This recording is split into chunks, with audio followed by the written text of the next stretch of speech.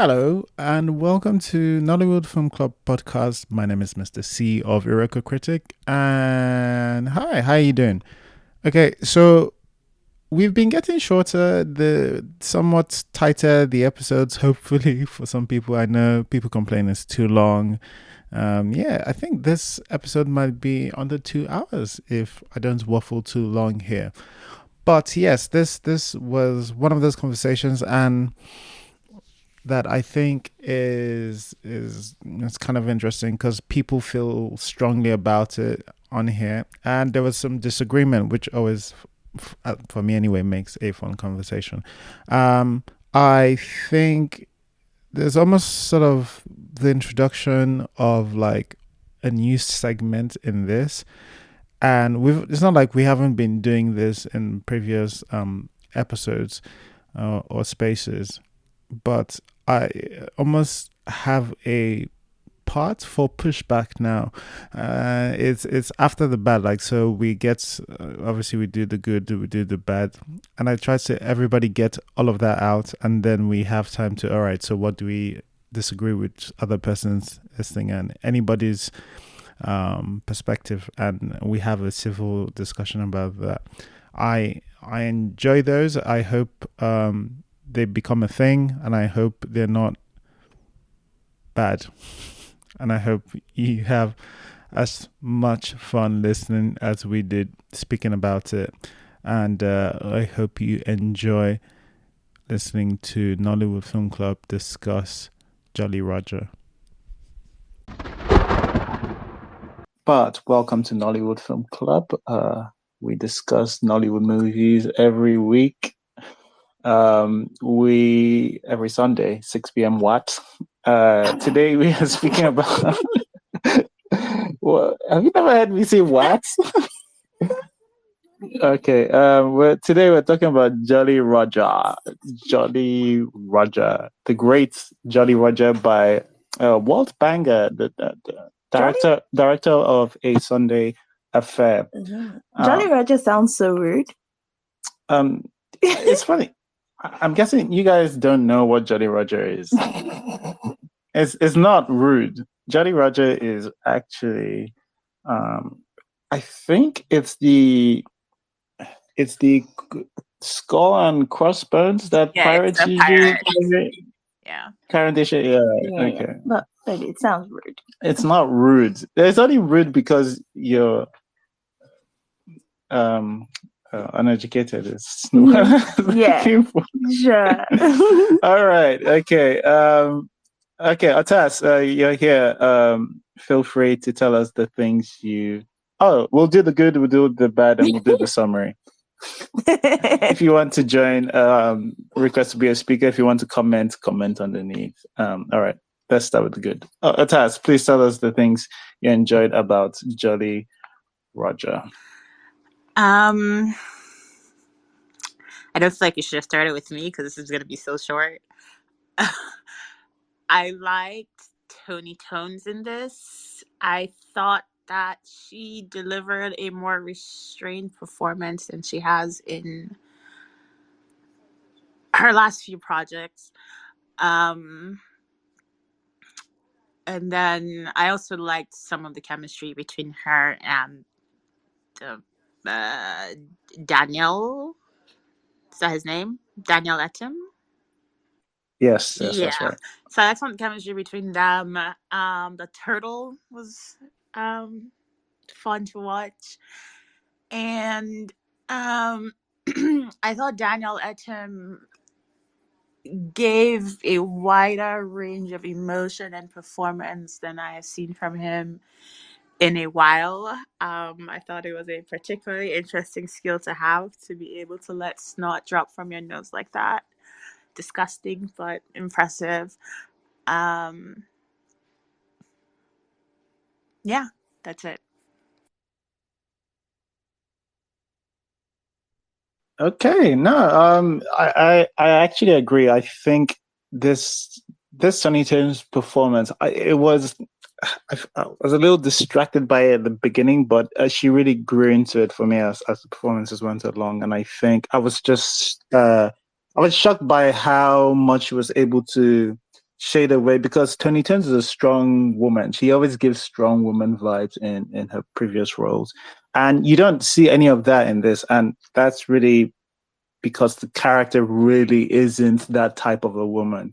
And so it was actually cool to see her not in bad boss mode. But yes, thanks, Atas. Inka, tell us the things you liked about Jolly Roger. Yes. I've been calling it Jolly Roger, not Roger. Oh, yeah. It is Jolly Roger. I thought it was Jolly Roger or whatever.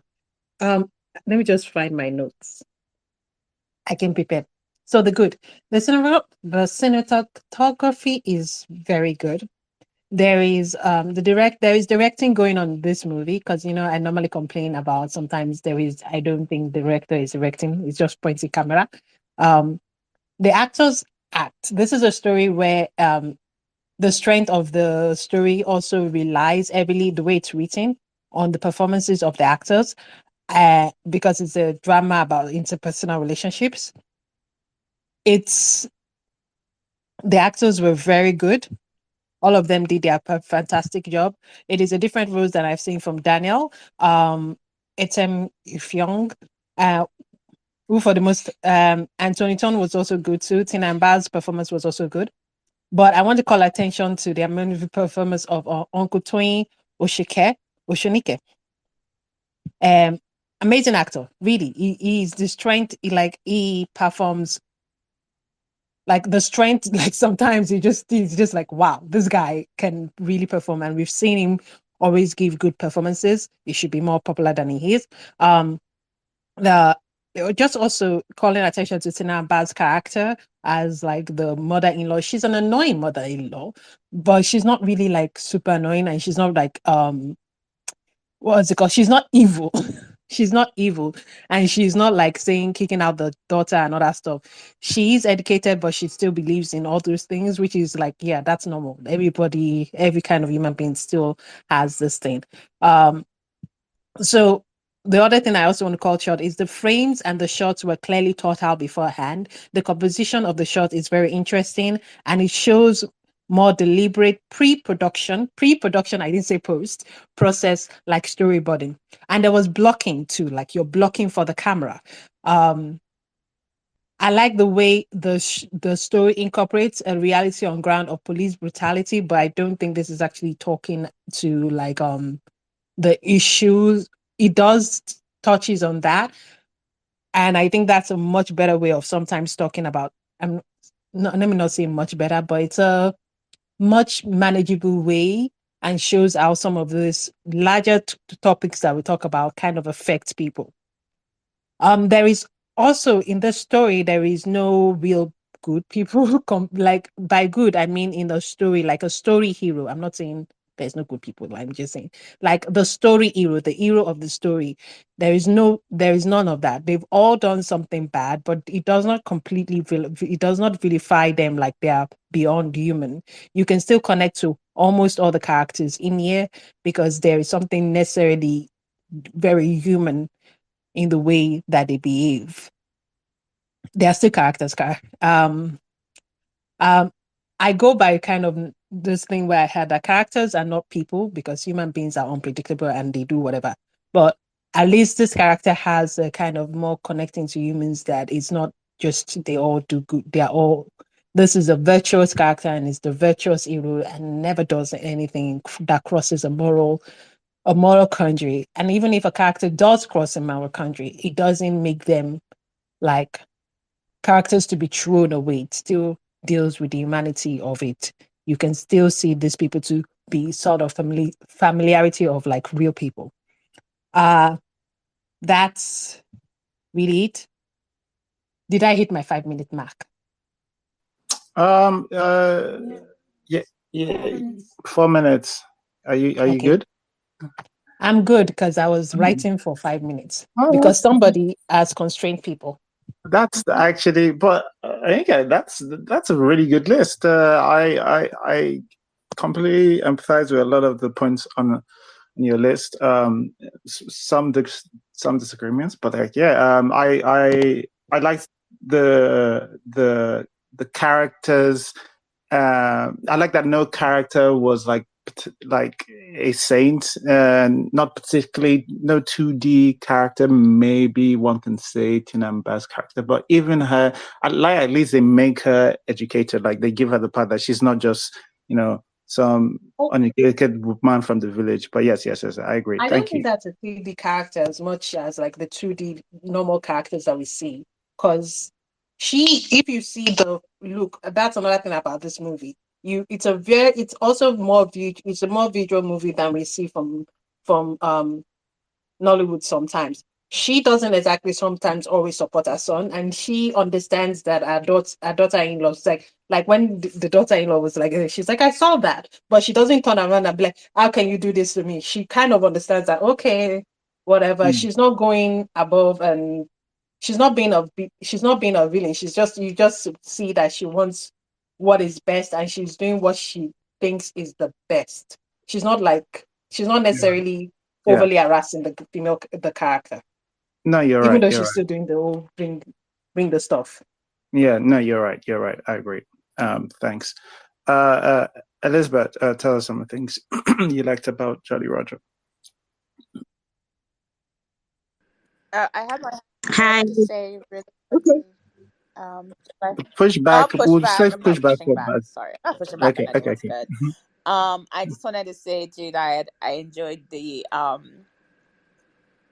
fact that it didn't try to clean up Tony Tone's character of the cheating or make it rape or anything like that. So I was glad they didn't use the usual Nollywood emotional plot points there. Agreed. That was a big one. I was anticipating, oh no, here we go again. Here's the place where we do the sexual assault. But yes, it was just a flawed character. And otherwise, someone who could have just may have been slipping into one note. But yes, I think that added some texture to the character. All right, thanks. Elizabeth. So this is going to be a really short session for me. The good, and I think what I liked the most was how clean the visual was. I think that was it for me. I really liked watching it. So what else did I like? The acting was convincing enough. It was everyone was pulling their weight, and I think overall that's all the good for me. Thank you very much. All right, thanks. I think this was, it doesn't feel ensemble, but because of how not big the cast is, and how much people have to say for the amount of people, I think that's actually not a bad. That's a very good return on your cast members in terms of performances. I thought, from Demi to even Pangdonga, and obviously Tony just absolutely crushed. Okay, Ada Owere, please tell us. Should I be calling you? I think you have a preferred name. Sorry, Ada Owere is fine. Okay, cool. Tell us the things you liked about Jolly Roger. Yes, I finished watching it today actually, so it's quite good. The good is like I was invested in the story. So I was invested in how it was going to pan out and how it was actually connected, because it didn't seem to be connected at all. I thought that some suspense and anticipation was done a bit well, in the way that it fed bits of information that you felt like you should have known more, but it's going to come later on, so you're kind of like invested in finding out. There seemed to be some handheld camera work, which I liked when it was used, and I liked the random that appeared in random scenes. That's all my likes. All right, thanks for that. Thank you, Mrs. C. It's you. What did you like about Jolly Roger? Okay. First off, I like that it was such a contained cast. We had 5 people, maybe 6. So yeah, it was a contained cast. I really liked that. And I think you mentioned like getting value for money for your cast. I think it was for the most part quite a solid casting. I liked Tinamba was playing Tinamba's usual characters. So Tony Tones was given a measured performance. Demi was given a more measured performance than he's had to give. He's not playing, big tough guy, right? And I mean, he still looks like a big guy, so it's a little hard to disconnect, but he's not playing big tough guy. He's playing the follower, right? He's playing the guy behind this other guy, the guy who gets told what to do and is getting dicked about by different people. So that was an interesting switch as well. I did really enjoy Tony's performance. I think there was this. I think you had to warm up to it, but I think I liked it from the start. Early on. I did not care for the narration, but that's for another section. But yeah, I liked that it was measured. What was it that I wanted to say? It was that scene where he was going, how is it not your fault? And it was just her being so crushed, and that was just I thought she did really well there. Tony Oceanike is his name? Yeah. I always mix up his name, and I like him so much. He, as always, just always giving a great performance. So I thought he was really good. I thought Frank Donga was good. He was playing that character. It was what he was. So I thought that was good. So yeah, I can't really fault the acting for the most part. The tortoise. I'm sorry. I really liked the tortoise. It was my fave. I love that little guy so much. Yes. Also, I did like that it wasn't rape. So grateful that it wasn't rape. I'm just glad that we had somebody who went out and cheated. I'm not saying y'all should go out and cheat. I'm just saying, hey, look at that. She cheated. She's a person. It do be like that sometimes. Right? We don't need to cop out. We don't need to make people sympathetic, right, with rape or assault or all these other things. Just give me a character who does a thing they're not proud of, right? Let's do that. That's fine. So I liked that. What else did I like? I thought some of before I knew they were being serious, right? The scene in the kitchen where the mom it was just getting wilder and wilder, all the all the pregnancy remedies. I thought that was funny until it became real, but I thought that was funny. I think that's about. I will give it props for being somewhat anti-collision course. The bit where they go, oh, we're just trying to survive, and like, yo, we're all trying to survive. What makes you special? Hey, yo, like, what makes you special? We're all trying to survive. So yeah, that was fun. Also, obviously, Iroko Critic do not endorse kidnapping police officers and taking them home and putting them in cages, just to put that out there. But yeah, that's what I felt about Jolly Roger. The good, anyway. Okay, so you're saying it was felt a little cathartic watching police. Cathartic is a stretch. The cathartic one I had was Epme, the carry me go where I don't know. No, that's real life. That's real life. All right. Okay. Anyway, so let me get to my list. I do have a list. I think I've said a couple of things off there, but the name title, I think the title kind of works, at least on a surface level, linking sort of the pirate ship to police officers. That kind of makes sense. On the surface level. Tony Tone's performance, I've mentioned, I thought was pretty great for her, especially. She's just able to shed, like I said, she's able to shed all that toughness, and I just didn't see any of that hardness that she usually carries required in a lot of the roles that she plays. I think some of the shots are great. This film does use close-ups a lot better than most of Nigerian films do. The screenplay, I think a lot of the screenplay has texture. There's just things that you don't see here. Like the tortoise P is one of them. There's that part where, Tony's character is saying to Frank Dunga's character, they're discussing how much they should collect from him, and it starts with 10 million, and Frank Dunga, I think it's 10 million, 5 million each, and then it goes to, and Tony's character gets greedy and it's like, no, 15 million. And then when he comes up, he says 20 million. It's subtext thing. It's subtext in there about like how kind of ruthless and greedy like the police officer is. I like that. That's texture for me. I liked that.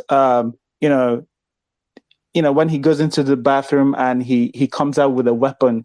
It is with things that you would find in a normal toilet.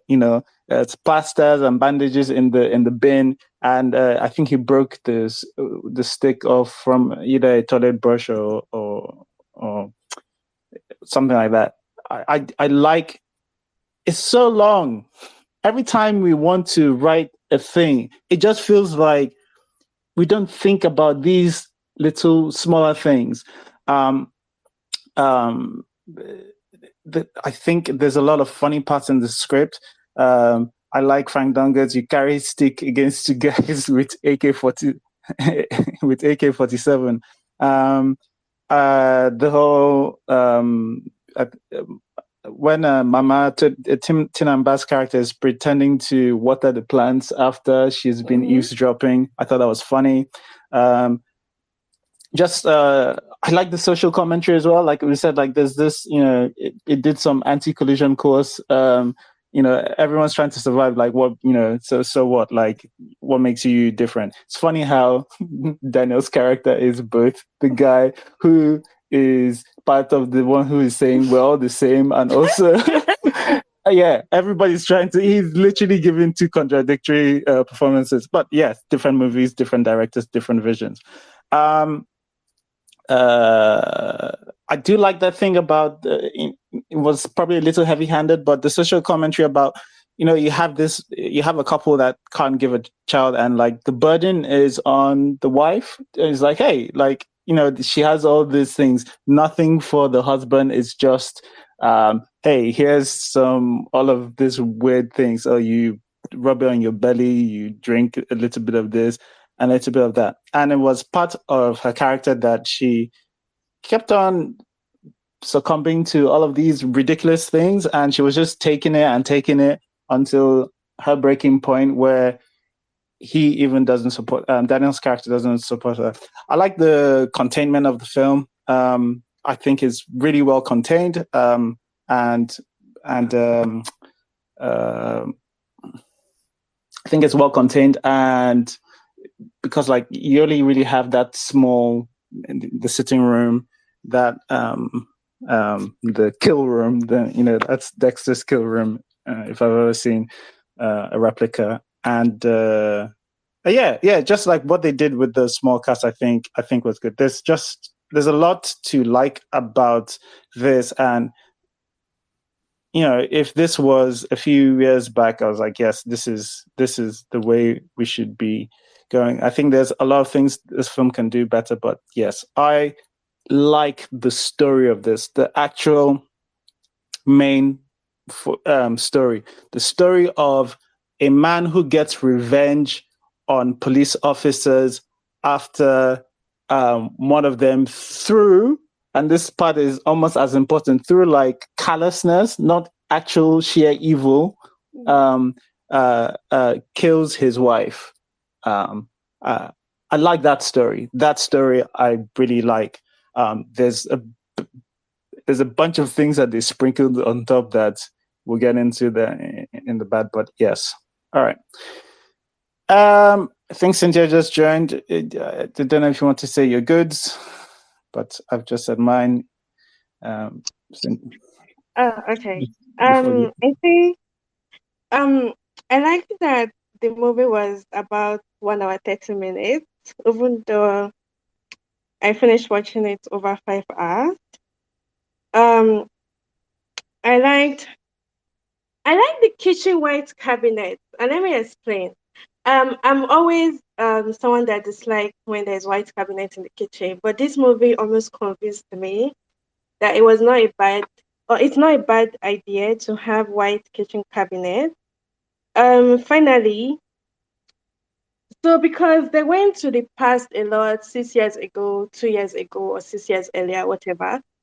For some reason, I was able to tell the present and the past, and maybe it's because of Najite, because Najite was always in the past. So yeah, I like that I was able to tell their present from their past, and yeah, that's it from me. All right. Okay. That's all the good. Just some comments have come through. If you do want to write a comment, you can either request to be a speaker. You can, comment underneath the space or use the hashtag Nollywood Film Club. I'm just gonna read one from Young Mussolini. He says, "Ralphie the tortoise is a star. Put him in more films." I agree. And Chipu says, the comedy in this film made me laugh. These two policemen really cracked my ribs. The suspense worked. The editing was great. I knew the ending, but I still stayed till the end. Big shout out to the turtle. Look, Ralphie is hugely popular amongst viewers. I can disagree more. All right. Reminds me of Angeli. You can't speak from over there. Apologies. It reminds me of Angeli. Who's from Angel? Far From Home, the hyena. Angel. Okay, you call it Angeli. He called her Angeli. Wow. Okay. All right. Okay, let's do the bad. I think. God, you might be right. Yeah, let's start with Otas. There's. I'm being set up. All right. So I don't know if it's necessarily like bad as opposed to just questions. I have so many questions after this movie, and I think that is a bad. It feels like every 20 minutes there was a new convoluted thing happening that directly contradicted something else from beforehand. And it was very hard for me to follow. Now, I know at some point someone's going to tell me to turn off my brain and just enjoy the movie, but it was, I guess I was trying to follow the story and the story wasn't trying to follow me. I don't know. And so the characters were very hard to understand. I don't understand why she just doesn't tell him at the end that it's his baby, since she already knows it's not Dami's baby.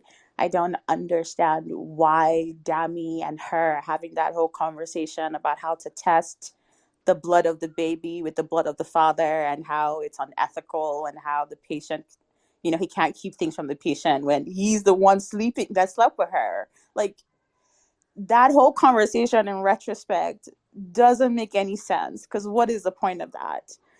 And it's just a lot of other things like that the more the movie goes on, as it tries to be more and more convoluted, where things just start falling apart that were set up in the beginning.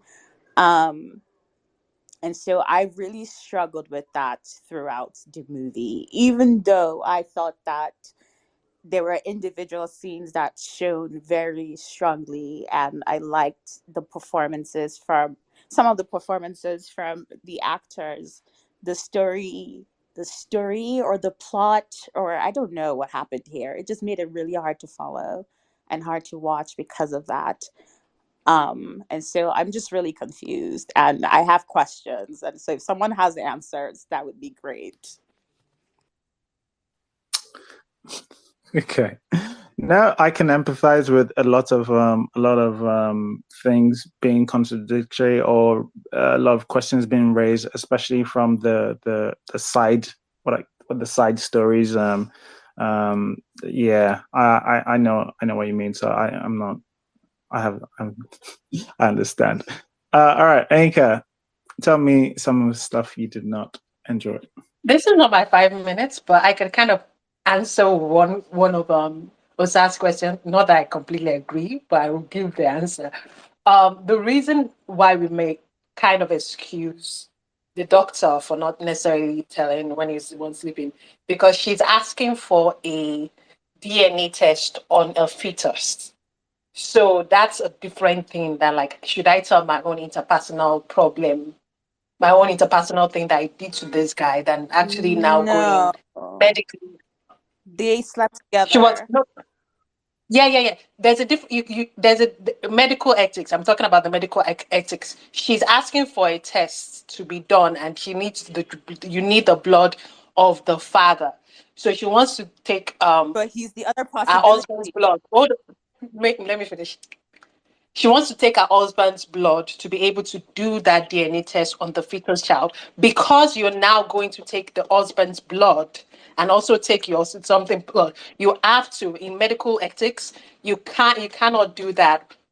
You cannot get that blood without asking from the I patient. understand that. I think that's what they're trying to I think do, but you All are right, not I also think they understanding didn't what do I all that. right, said okay. because I Let's just agree move with on. that Let's part. let's Yeah. move on to the things And you don't like, Nika. We'll come back. We'll come back to this. We'll do pushbacks after everybody it's gets. not a pushback. I don't even Oh, complete. I don't think they even set it up very well, because I had the same something with her too.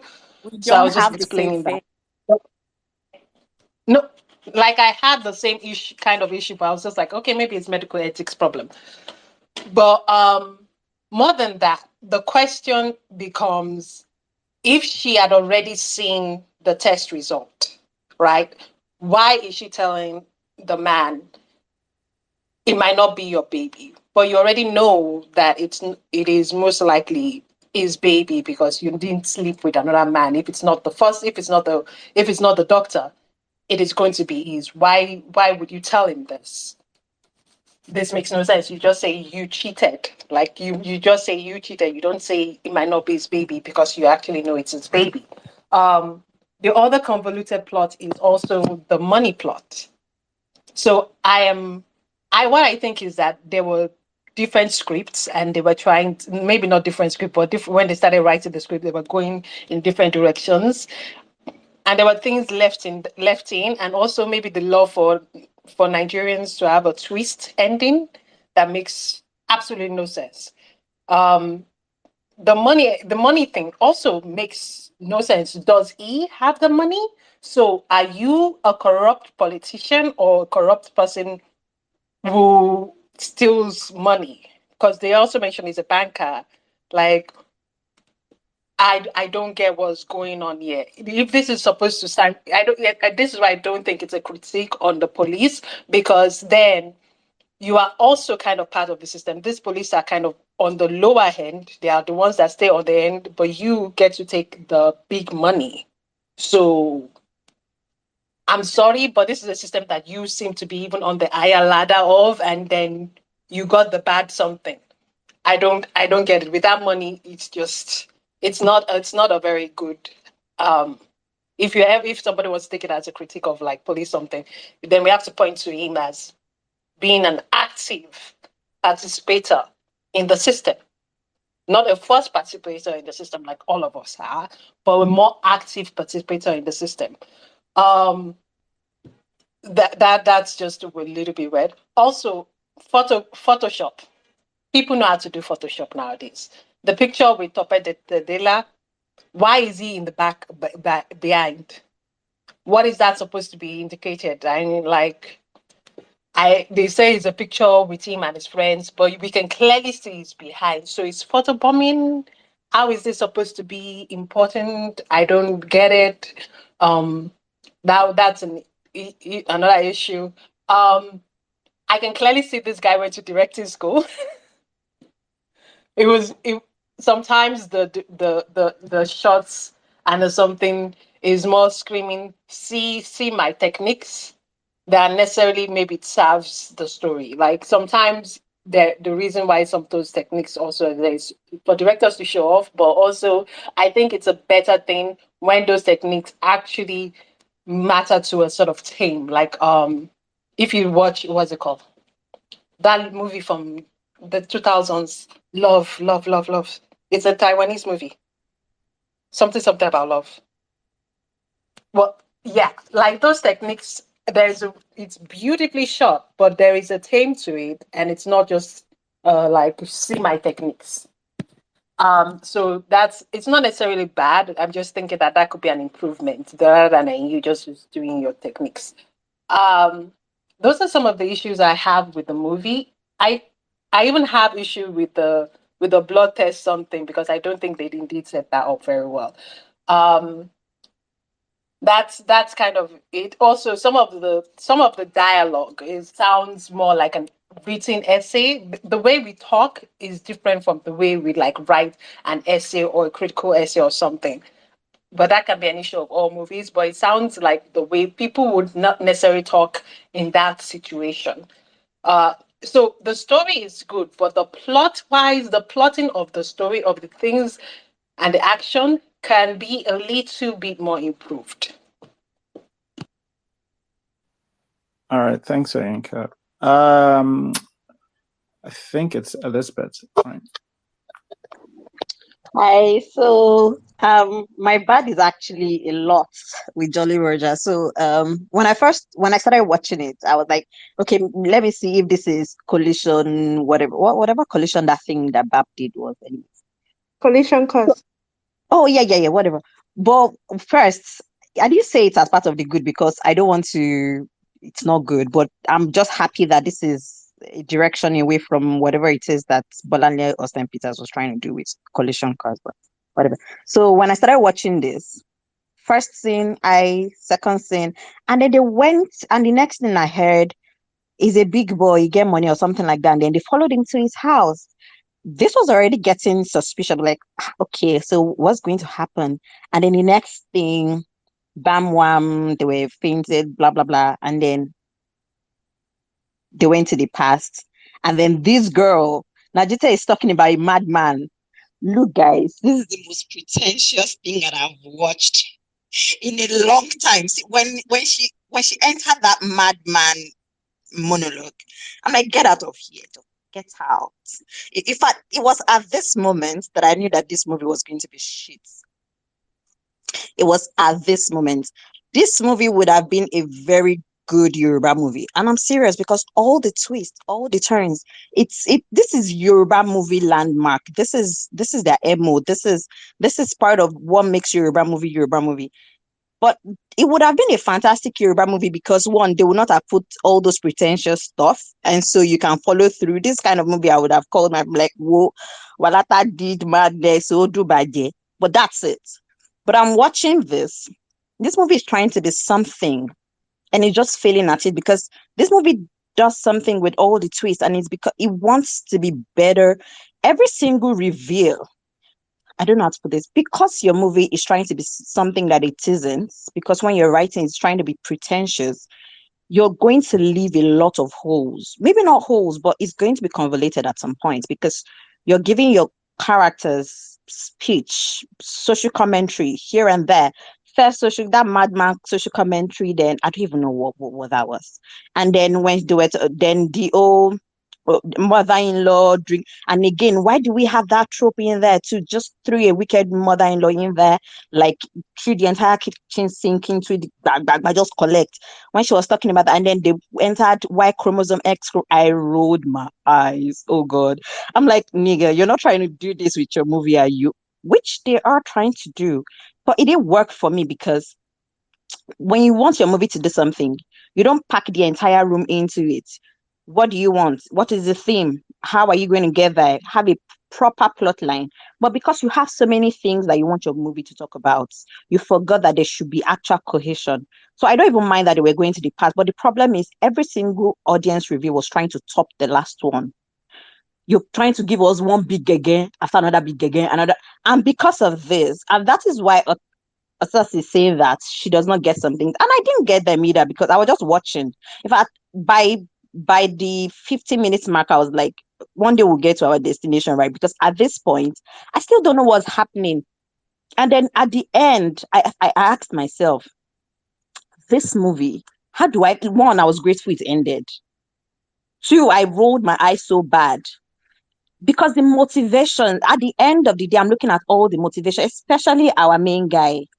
This is the girl. This is somebody that cheated on you, right?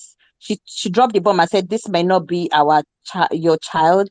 And then you packed the girl car. You were mad. In fact, we were playing one. The music, the score at that point was really. I don't know what to do because the scene was funny to me. I don't think it was intentional, but I was laughing at the ridiculousness that was happening in my screen. But the music was supposed to be somber, emotional, and I'm like, so at this point, I was holding my laughter. It was stifled because I was not so sure. Should I laugh? Should it be funny? Or this music is telling me no, don't be. No, you're not supposed to laugh. But anyways, that's for that.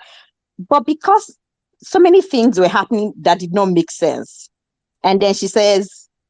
And then we went back to the car and he said, even though whatever, but still know that I love you. I'm like, what? Are you a psychopath? Who wrote that line? How do you tell somebody that's just, the baby might not be their own, but you love them, and then you tell him, but I just said might. So it could be your own. I'm like, who wrote this thing? And then this is the guy that, and then after that, she was pregnant and they killed her. So please help me. He found out that the babies are not his, right? And it was by her ex, and then he knew that. I didn't even get that. Dami was her ex. I don't even know what was happening there. But I kept thinking about his motivation. It's mad that Najite died. It's mad that Najite cheated on him.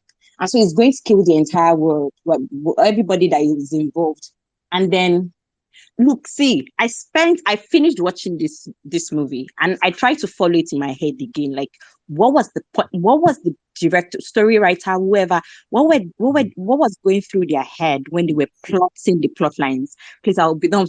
But anyways, apart from the fact that this entire thing was just correlated, there was another thing he did where he split the screen, where he was talking to Frank Dunga's character. I used to imagine that when you split the screen, it's because you need us to see the other person's reaction. But we're looking at Tony Oshinanke's reaction. And at that point, I was trying to see Frank Dunga's reaction because he's the one that somebody has stalked his entire family.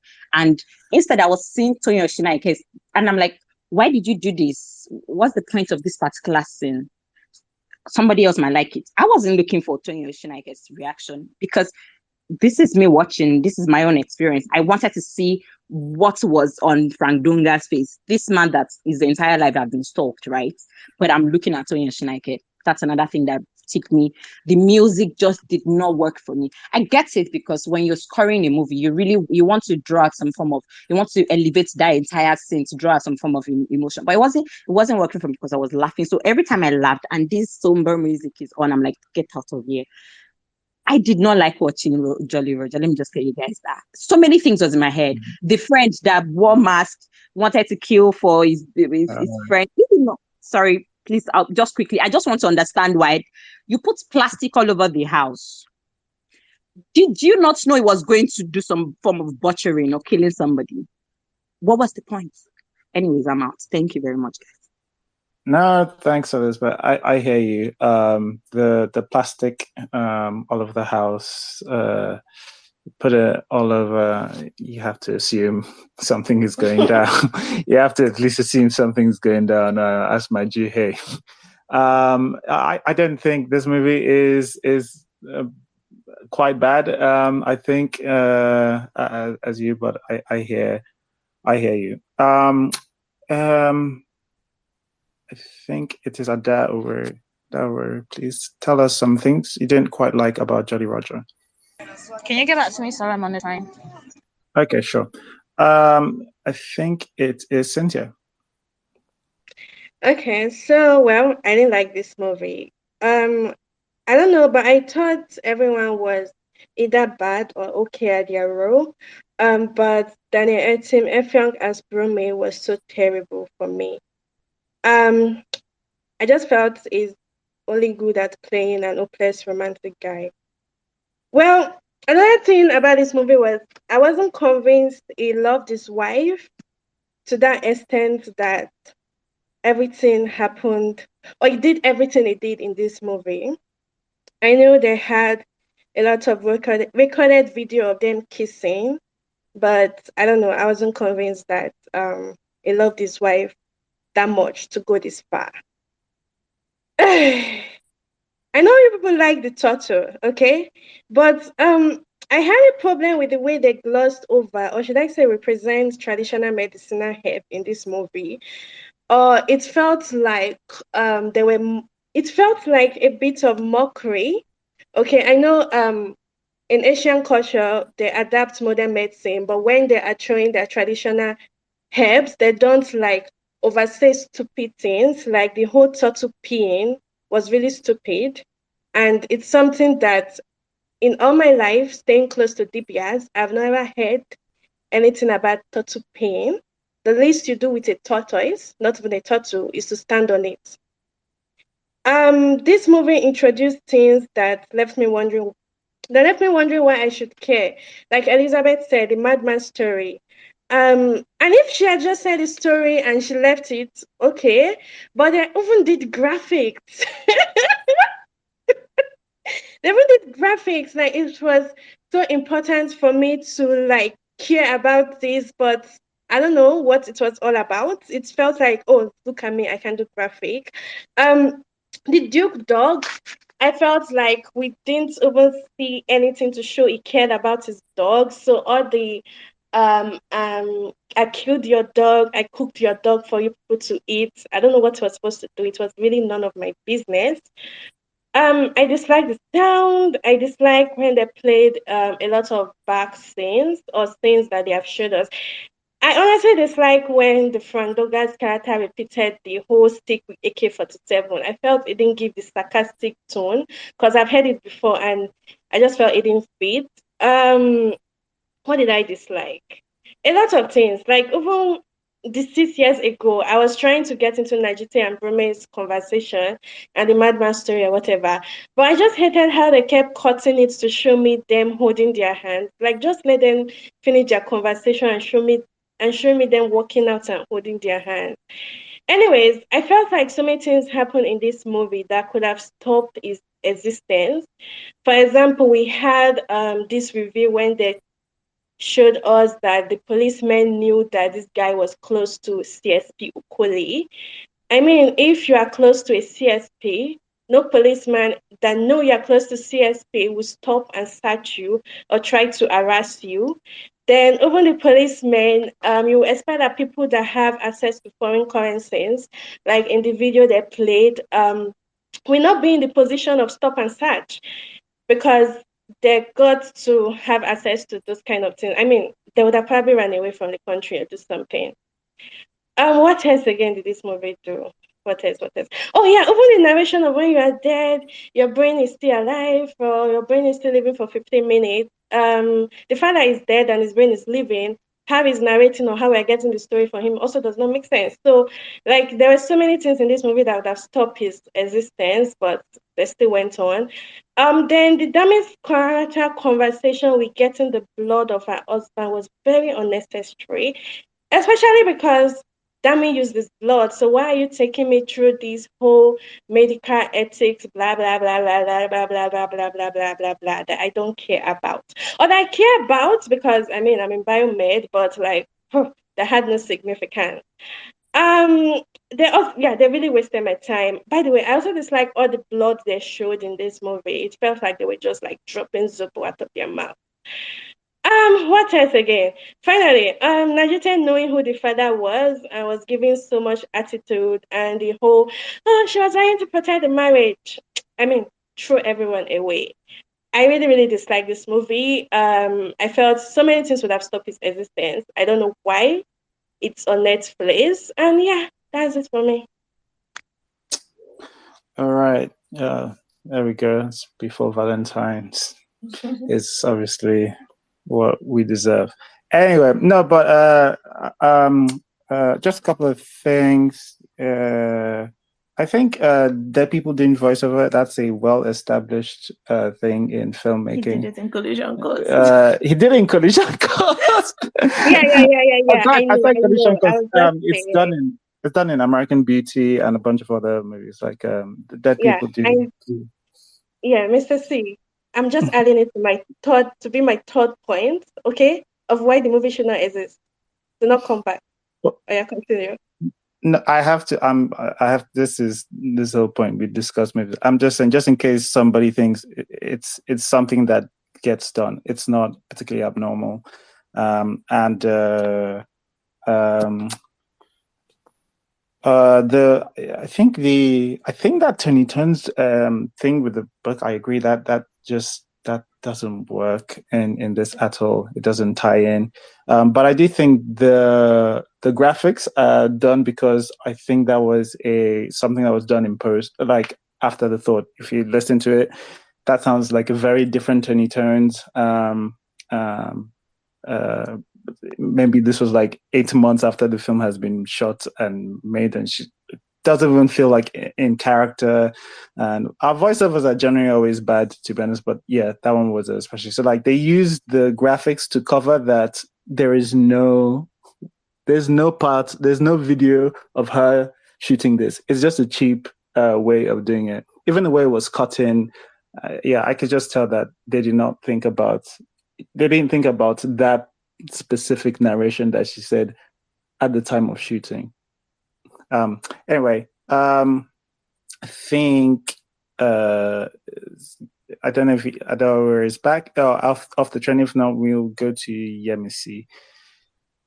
Yemisi, can you tell us some of? Oh, Yemisi, you haven't said any. We've done the good, but feel free to say either some of the things you liked and some of the things you don't like. You still do have 5 minutes, though. Okay. I think the only thing I liked about this movie was that it was 1 hour 30 minutes. That's the only thing. And from the beginning, I just couldn't wait for it to end. And I thought that the screenplay could have been simpler because, I mean, especially because the movie was already predictable from the beginning. And, it was just so predictable from the beginning. So I just felt like it could have been simpler. They didn't have to do all the twists and turns just to arrive at the end that, we all thought was going to end anyway. And, sometimes something will happen and you think, oh, maybe there's something, it will give you like a little hope something is about to happen, but nothing happens. Like the narration at the beginning, like Cynthia said, there was literally no need for that. There was no relation, to the storyline or to the plot or whatever. And then the whole CSP Okoli story as well, I didn't even understand what was going on, the missing money. It just made no sense. It didn't have any business in the movie as far as I was concerned. Also, I felt like Najite and Brume had no real chemistry, and I was just sick of watching them the entire time. The romantic scenes didn't do it for me, and And then there was this time that Brume and Najite were having a conversation about how Najite felt like her mom was doing too much to just her. Meanwhile, they both were, having the childlessness issue, and then he now said that he insinuated to his mom that she was probably the issue because she had an abortion before. I felt like he hated her, and at the end of the day, it didn't make sense to me why he was going through all that stress for someone he didn't even like that much. Because he said mean things to her, and even in a scene where he was talking with DME, he admitted to DME that he knew that he said mean things to her, but he never apologized for those things he said. And even at the end, like where they did the flashback where um, the police guys were harassing Najiti, he didn't even move an inch at some point. It was until she got to the floor, he now said like, so he didn't like her, in my opinion, and I just didn't understand the drama. Like I was just sick of the movie the entire time. And then the whole like her playing in the screen at the back, like it just didn't make sense to me. And yeah, I just wanted to know what exactly was driving him to do what he did throughout the entire movie for someone that he clearly didn't like enough. And then he even found out that his baby or the babies were probably not his. And then you did all of that. It didn't make sense to me. So yeah, I didn't like the movie. All right. Thanks. Thanks, Yemisi. Who is Mrs. C? Otas, don't worry, we'll come to you. I have a feeling like we're gonna go back and forth, but let's everybody get their bads out, and then we can rumble in the jungle. Oh God. All right. So for me, what I did not like about this film, so I don't know how I'm going to throw this out there, and I wouldn't be able to explain it properly, but it felt a little fever dream sometimes. And I have no explanation for why, so I'll just leave that as that. It made me think of Pitch Meeting a little bit. He kidnaps the police officers from the road. Yeah, how's he gonna do it? Oh, they just get into his car. He just wants them to get into his car and follow him. Is it gonna be hard for him to convince them to go home with him? Actually, it's gonna be super easy, barely an inconvenience, because I don't understand how these men came to his home. Right? I don't understand. He has a phone. His laptop was right there. It's come to my house, let me do transfer, and I just no understanding of why. But it's fine. I'm willing to let it slide. She said, as she mentioned it in her bed. Or rather, I was willing to let it slide at the start of the film. And yeah, things got wild. The whole money subplot, I don't know what was going on there. I don't know. That's part of what feels like a fever dream to me. I think it came to him in a dream and he put it there because I don't understand. I don't know what the money subplot was doing there. I think it's perfectly fine to have a Dexter-esque revenge plot to kill the policeman that killed your wife. I don't know what the money plot was doing in there, because besides it being pointless, it made no sense. It made no sense. And I'm seeing, like, besides, like, I know I said, like, I enjoyed the acting for the most part, right? But, like, I'm seeing DME deliver these lines about the money, and I know he doesn't believe it because it makes no sense, right? Like, I know he read this script. Like, it's like, it makes no sense. You're talking, oh, but the money, and I can see that you don't know what the fuck you're talking about, right? I can see that you don't understand what this is because I don't understand what this is, and I don't know what it's doing there. And it took up so much time. Such a pointless subplot took up so much time and was used to move the plot, right? That's how this guy ended up with a gun, right? That's how I don't understand. An empty gun. Whatever. Tension. What tension? I was more confused. But anyway, so yes, that whole money subplot was very, very, very confusing. Very confusing to me. I did not appreciate that. What else did I not appreciate? I think so. I don't. Was it MC that just mentioned that he don't think he liked her? I hadn't thought about it like that, and I think he maybe he did love her. I don't know. Maybe he didn't like her very much either. You're right, because he was kind of the worst. He was kind of the worst. But you know what? Like, the revenge plot could be guilt as well, right? Yeah, it could be guilt. This is the kind of thing you do when you feel not just justified, but like you need to prove a point to something and to redeem yourself. Yes. Like, now you've done something. Exactly. Now you've done something. Like, I didn't protect her at the time when they were attacking her. I didn't protect her from my mother. I didn't protect her from the policeman. And now she's dead. And like, so that I don't take some ownership of some of the things that happened in this relationship to this person, I'm going to completely put everything on someone else. And if I kill those people, then I've done the thing, right? I've redeemed myself. I was a good husband. I honored her memory. So yeah, I think that could be that interpretation of that. The scene in the hospital where she was asking the doctor, Dami's character, for the test, right? That scene existed solely to throw us off the scent of him being the dad. That scene was a misdirect, right? Because like one could argue, yeah, that scene is to show that she's not sure of the paternity of the baby, right? She wants to find out. But the lines that were put in there to throw us off. But you can throw us off in a clever way, right? You don't have to almost directly contradict. It sounds like news today and his character that it might not be this guy's child, right? He's requesting his blood. And it's like, if we need to do a paternity test, we both have something to lose by this guy finding out she cheated, right, with you. It's just a no-brainer, right? he cannot know. And it's just, okay, it's just an intentional misdirect, and it just, whatever. And then the twist of him being the father of the kid, like, I know we only saw 6 people in the film, but I promise you it's perfectly fine. Sorry, not the father, him being the one she cheated with. I promise you it's perfectly fine for her to have cheated with someone we did not see. It's perfectly fine.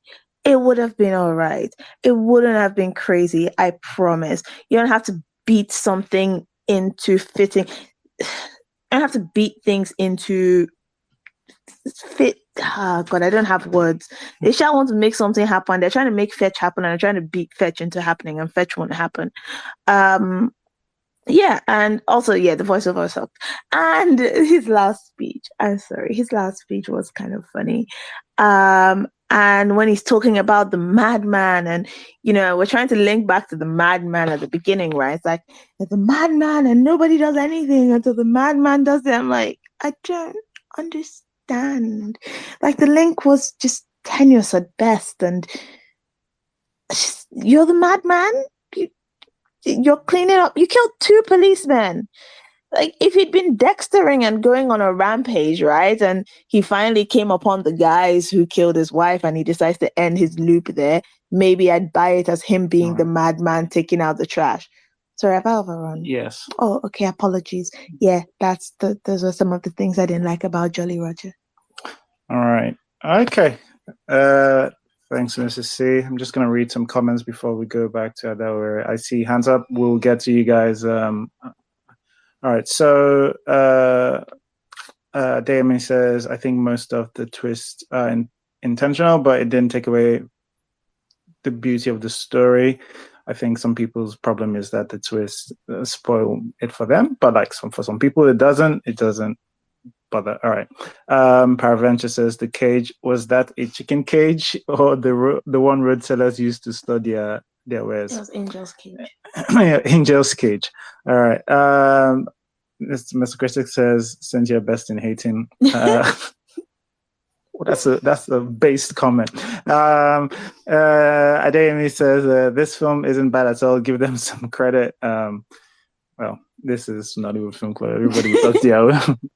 Everybody will talk their own. All right. Ada, if you want to speak, feel free to request. If not, comment or use hashtag Nollywood Film Club.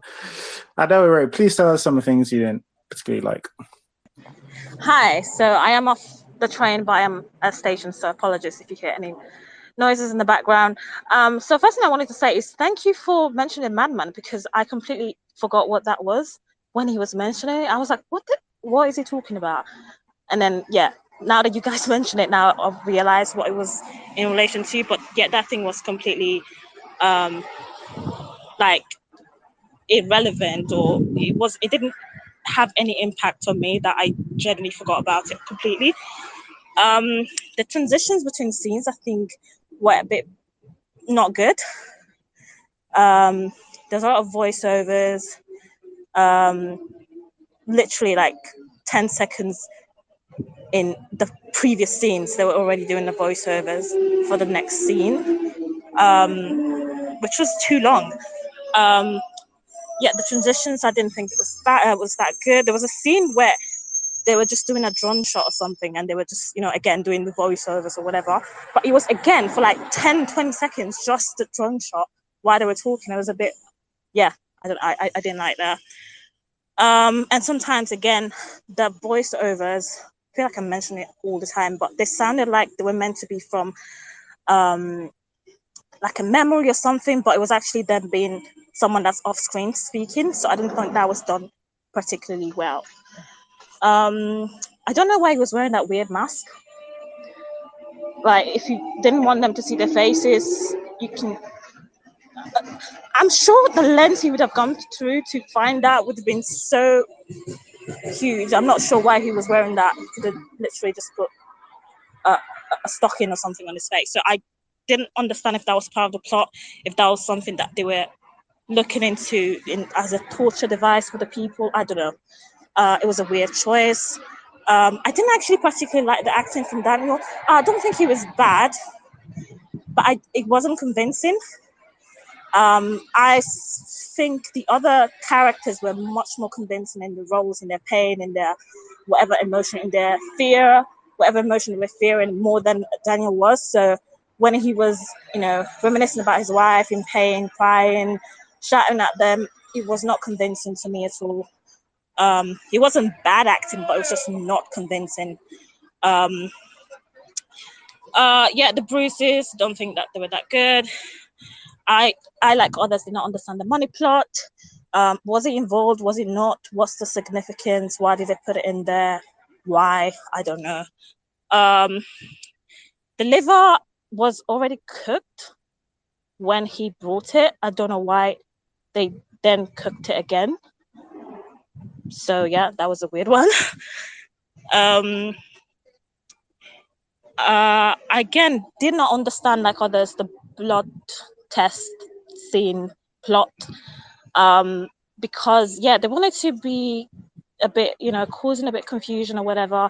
But I mean, if she slept with her husband and him, so it was either one or two fathers. If you can't take the blood from her husband, you can just take it from him, get it done, and that's it. That's the end. What's this whole hula baloo about? I don't know. The scene when she was telling him that she cheated in the car, and then they were confronted by the officers, and while they were getting confronted by the officers, she's still telling them, well, at least I told you I cheated. And I was like, does this seem like the right time to keep having this conversation? You're literally getting harassed by the Nigerian police. They're harassing you, they're, asking for bribe or whatever, and you're carrying on the conversation about, at least I told you I cheated. That seemed like a weird scene. I'm not sure why they added that. I don't think anyone would be carrying on having that conversation in that moment. Also, when they were arresting the pregnant wife, heavily pregnant. Yeah, as people mentioned, he was not doing anything. It was so bizarre because I understand he just found out she cheated, but there is a way you can still be angry about someone beating up your heavily pregnant wife, even though she just told you she's maybe carrying someone else's child. But it doesn't seem like he was fazed at all whatsoever. Even when he was like, give me a kiss, whatever, he did not care at all. He was literally emotionless. So that was a bit weird. I'm not sure why he had so much information. The Daniel character, I don't know the name, forgot. Why he had so much information about their routine, and his wife goes to this, and your children are going to this school. I'm not sure if the initial plan was, he was going to use that information for something, for blackmail or something, but it didn't seem like they used that for anything in the end. So I'm not sure why he was spending all this time gathering that information if the end goal was to kidnap these guys, torture them or whatever, and then, get the revenge. Seems a bit pointless unless they had another plan. But again, they never mention it unless maybe I wasn't paying attention. I didn't understand again why he wrote that he was not the father if he was. I don't know.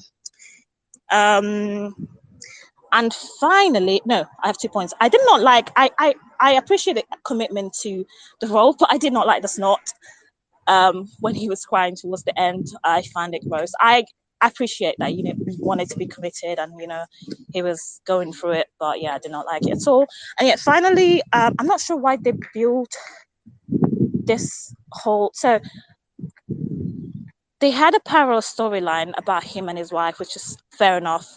It was good. It was building up tension. You wanted to know what was, how it tied to the other story, and that was fine. But it didn't build it in a way of showing how close these people are and why this man will eventually do what he's doing to this police officer because of how close they are, what type of relationship they build, the love that he has. Instead, they've spent it more. This are the struggle that I'm having with my wife. We have fertility struggle. My mother's giving her issues. She's cheating on me.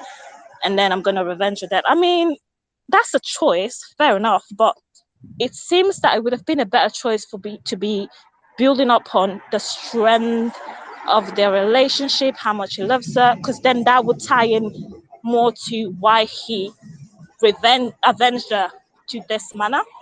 So yeah, I thought that was a choice that I did not understand. But yeah, that's all I have to say. Thank you. All right, thanks, Adore. Have we read all? Okay, Best African Actor says, I actually agree with Mr. C. I think he was trying to punish and kill the policeman to make himself feel better and redeem himself from his pricking conscience. It's very obvious he regrets how he treated his wife. I agree. I was actually talking through Mr. C at that time. Just that's how it works. All right. I'll just say my bad quickly, and then we can get into what if there's any rebuttals. We have a little bit of time. All right.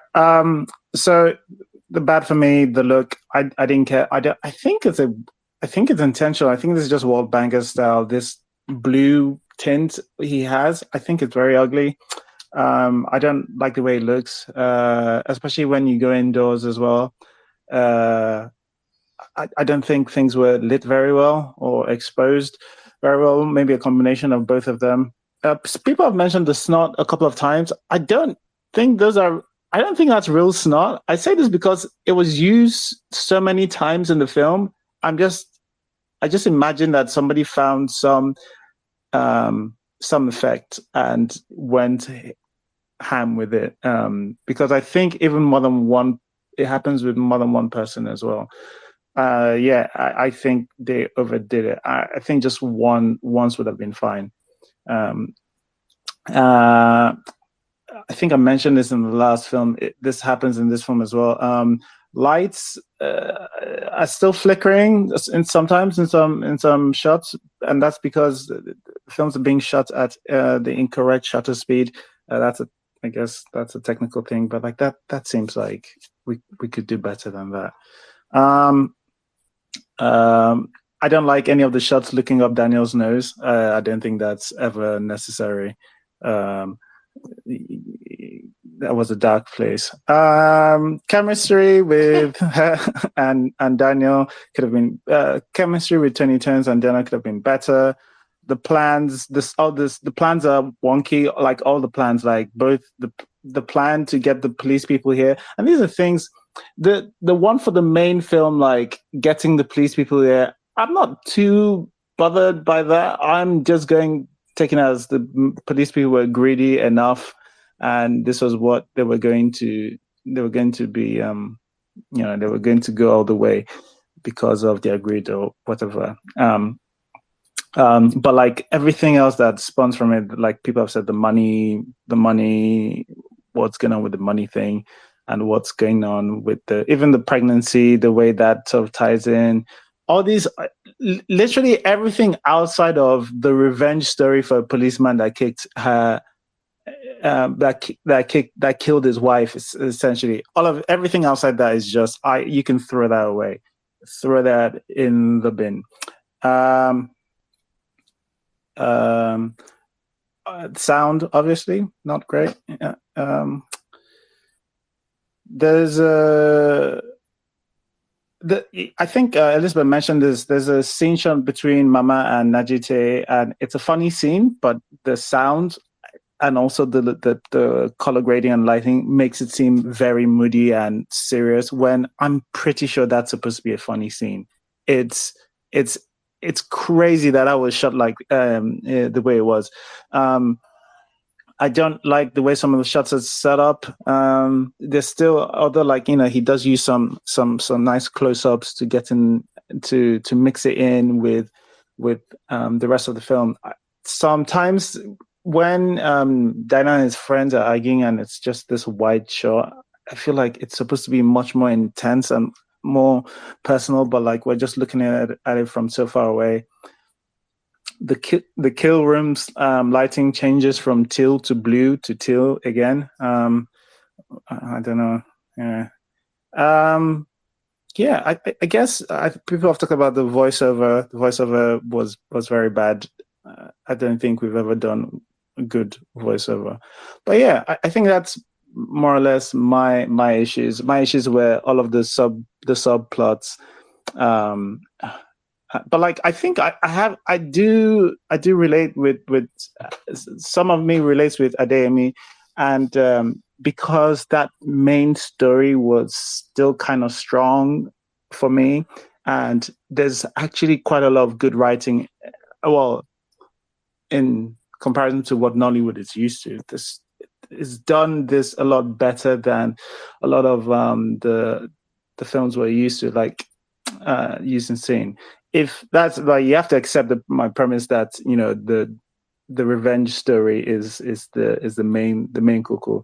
So like, Mr. C was talking about how when he goes into the bathroom and for the money and all of that, it doesn't matter. It doesn't have any consequence to the actual story. I understand, if you're saying it's bad, 100%. I don't understand this whole money thing and how it just happened. Like, did he?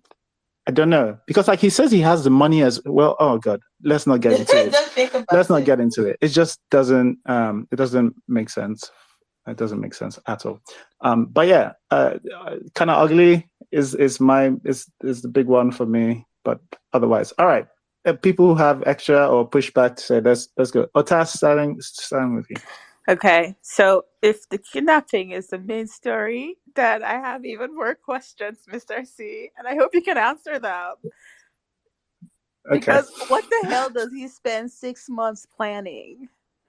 To tell them to get into his car and go home for a transfer? Is he knows everything about them. Like, he's been stalking them. He knows everything about their family and their this. He killed his dog and cooked it, and already cooked liver and brought it to him. Yeah, he's crazy, but yeah. And like, I still don't understand why Dami goes along with any of it. Like, there's no motivation for that character at all. His friend that sorry, go on. But like, his wife randomly shows up in his house. He has sex with her. Okay, great. That's one thing. The whole pregnancy test, that's another thing. And then what does he think is going to happen when he kidnaps people and brings them to his friend's house? Like, what is the reasoning for that?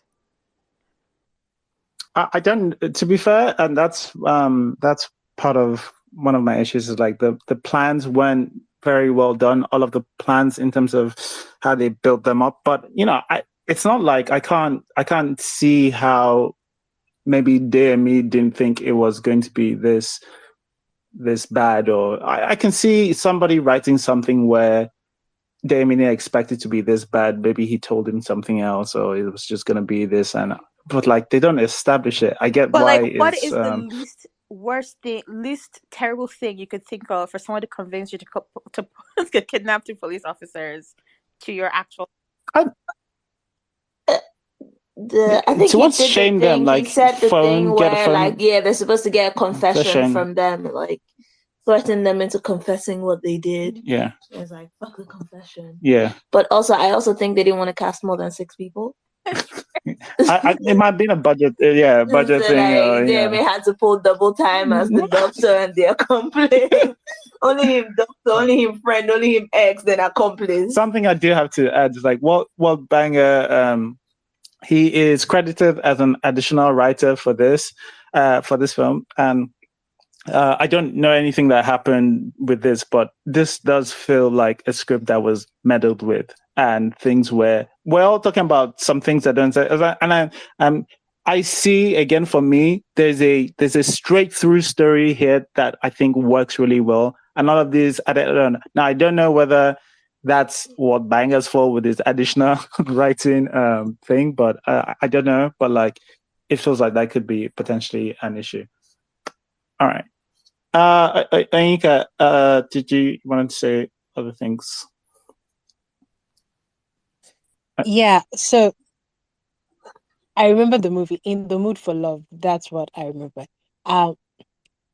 Because, again, like I said, I know this guy went to directing school because of all the angles, but it made no sense to the team of the something. But that's not necessarily bad. Directors do that all the time. But better movies do that with team. This movie, right? Yeah, there's like a lot of issues with some of the writing and some of the things that happens. But I don't think this is the worst movie.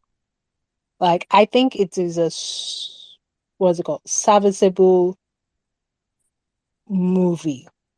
It makes no, but the one thing I do might take umbrage with is the idea that maybe it's talking about like societal issues or pushing to it, because I do not think that this movie started off as that at all. Because if you are to, it is pretentious to because again, and I can see why people might think that it wants to be a more critical movie of society, because that madman story, right?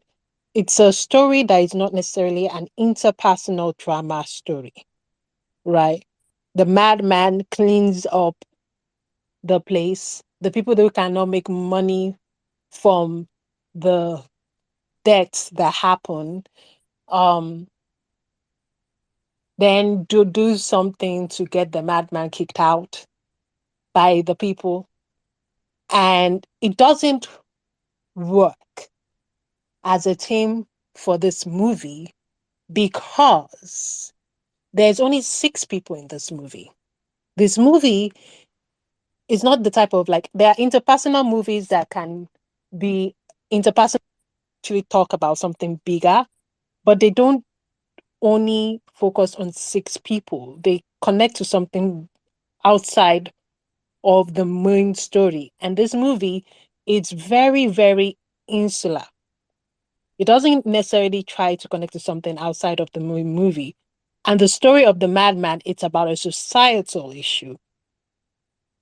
But then I guess it's just a madman because there's a madman and you want to write a character of a madman, right? Okay. It's the same. Yeah. What? No, it's just like I was sort of reserving this space for the pushback people. We've I done the am bad, making a especially. You're not pushback pushing back. against. We are not really making Well, pushback. let her talk. Let her finish. Why are you My cutting her? friend and the host, I'll mute you now. And let Yeah, her finish. and mute you. Let her Mute your finish. mic right there. Keep quiet. But the master I is am making speaking. a pushback out of the assumption that this movie is a social sort of commentary to collision course. I do not think that. I think they have something that is common, but I do not think they should necessarily be what's it called, compared to each other, because it's at least collision course, even though there are interpersonal things there, it's more of a society something. It connects to something a little bit bigger than it, and it's very obvious. I do not think this movie should be considered that at all. And also, that's also the pushback, but also like the issue about this movie is because it tries to be, what's it called, smarter than it tries to reach too high. It has a story.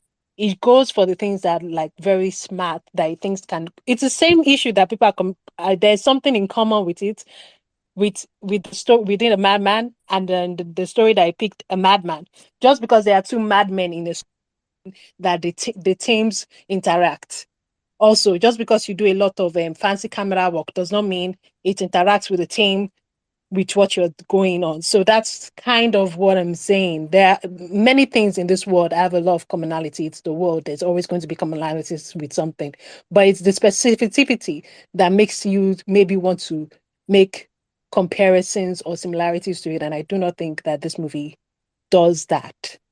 It's a nice interpersonal drama. Nothing more. It picks more than what it's supposed to. Okay. Yeah, I wouldn't say this film is just about police brutality, that kind of thing. I just think it's not crazy to say that this doesn't have any commentary on police brutality. Clearly does. Like, the police people are clearly harassing people at the beginning of the movie. They clearly are drunk when they're drunk on the job. Or there's one of them says they don't drink beer on duty or something, and they'll take champagne. But like, there's clear criticism of the police. Even like I said, Daniel's thing about everybody is all struggling. What makes you different, kind of thing. I'm paraphrasing. There's obvious commentary on it. I don't know, like, it's just, it is what it is. Anyway, but Elizabeth.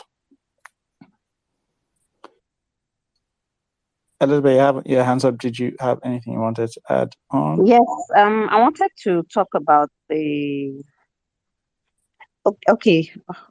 No, I forgot. But I wanted to push back a bit on the. I think you were talking about the dialogue, and I wanted to say that whatever was written in there was meant to be ambitious. I mean, I can hear it when you say it. I can see that. I can hear that they are trying to do something with the dialogue to go in tandem with the movie. And that's why I do agree with Oyin Khan when she said it's not trying to be similar to Collision Course. I don't think not, because this is seeking to be ambitious, right? So when you're trying to, I can see that they're trying to be ambitious with it, because you can see in every how they prepare social commentary here and there, from the monologues, from the fancy justice dialogue. So you can see, of course, that there is some intentionality that is supposed to go in there. It just did not work for me. So I don't think that the dialogue was doing anything. And it's just unfortunate that the twist came out of a Yoruba movie screenplay, right? And I think because the twist, we're trying to do the last twist. So when you see a new twist, it's because it wants to outperform the last twist. So you're hearing one again here, then there's another reveal there, then there's another reveal, and then it's just a reveal overload. And at the end of the day, I just did not feel comfortable. No, I didn't feel any kind of relief watching this. And this is 16 months of watching horrible Nollywood. Please, let's not do it. Let's just go and be watching Roku TV. Thank you, guys. Bye. I don't think you've been watching Roku TV recently, because Jesus Christ of Nazareth. But I don't know. I guess I hear you on. I certainly hear you on some certain things. I just don't think this is as bad. And there's just so much, like I think I'm on record for saying I don't think we have any good mainstream Nollywood movie. I think I have said this. I can't remember if I've said this in public. I've certainly said it a lot of times in private. So like there's nothing to add to, for me. There's nothing more for me saying, this film isn't good. I know, because I know where we are, right? But like when I see strives made in certain areas, I think it's just important to commend it where I see it. And for me, there's so much in this screenplay, I think that we're just not used to seeing. There's so much richness and texture in a lot of things that usually don't have texture. But yeah, that's just me there. Cynthia? Okay, so I have a question for you, because I realized you have a very, very soft spot for this movie. And you probably watched it twice. I watched it once. So I think I also said it when I was doing my dislike. At what point did these people find out that Brume was close to CSP Okoli? Because they knew he was a banker, and I'm wondering if someone is close to your CSP, why are you harassing the person? I imagine when they got to his house and they saw the picture. So that's what I would believe, but I knew he was a banker. I don't understand. What are you? There was an What are you award asking me? in the house to show that he was a banker. Yeah. He won something, and the Oh, you highlights. went on an award to know he was a banker. Okay, so then you found out when they got his okay, anyways. Then the other question has to also do with the foreign currency. I still don't think that any policeman that could touch foreign currency or have access to touching foreign currency will find their way in stop and search looking for 500 naira. I don't know. I just felt seeing them in that video was just off, and seeing them in the stop and search, whatever. Yeah. I'm anything outside the main line. I'm with you guys, like in terms of how little sense it made. I don't understand what's the side story with the money. I don't know what that was trying to be. I have no idea where they were going with that, except that maybe it was padding to add to the runtime. I don't know. But yeah, Yeah, anyways, finally, see, I still did not buy that this guy was doing anything for guilt because the movie tried to push it to be a love his wife by showing us him watching the video recorded thing of them kissing and other stuff. I don't know. I know you guys want to try to You don't think gaslight that's me. like guilt? Like that's just No, okay. no, no, I no, can't. no. I Okay, just I felt the can't movie. picture anymore. Like, cause like from the film, obviously he doesn't do much about it. Like, um, he makes a thing to actually fold his arm whilst she's being like manhandled really, and Yes, then it gets to a point and he tries to do a thing and then they knock him with the gun, right? Then they knock him over. They knock his head the gun and he's sort of knocked out.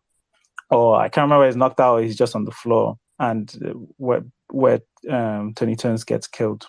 Uh, but yes, he clearly wanted. He clearly loves his wife. He clearly there was what? there was a point during that action where he actually thought, "Oh Wait, no, I let's should do see. You something." said you love his wife. Well, like I don't know what to say. Like he's crying in front of the videos of his wife in the background and all of that. So I don't know. Anyways, That's what it was. I mean, like it just. I mean, like most people love their wives as well. So it's not a hard. anyways, there was nothing that convinced me this guy loved his wife. And that's why the whole movie was just okay to me. But that's me, oh. That's Yeah, me, oh. yeah, yeah. I get. Okay. Yeah, yeah. Yeah, me see. Yeah, What Mrs. did was you? fine. Okay. Yeah, I was just reading. So, first of all, he clearly didn't love his wife. Just to mention that he didn't love her. Maybe he did, but it wasn't clear enough. It wasn't clear at all. When you say clearly, what like so what did you see in the movie that makes you go he clearly didn't love his wife? Things I mentioned earlier.